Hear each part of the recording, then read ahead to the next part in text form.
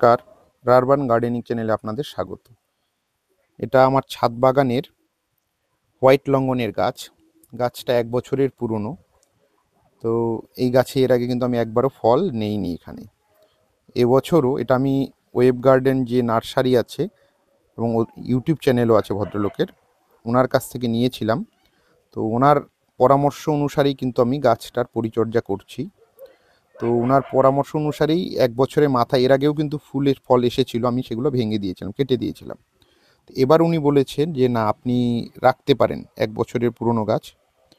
তো এই দেখুন, আমার কিন্তু ফল প্রচুর সেট হয়েছে।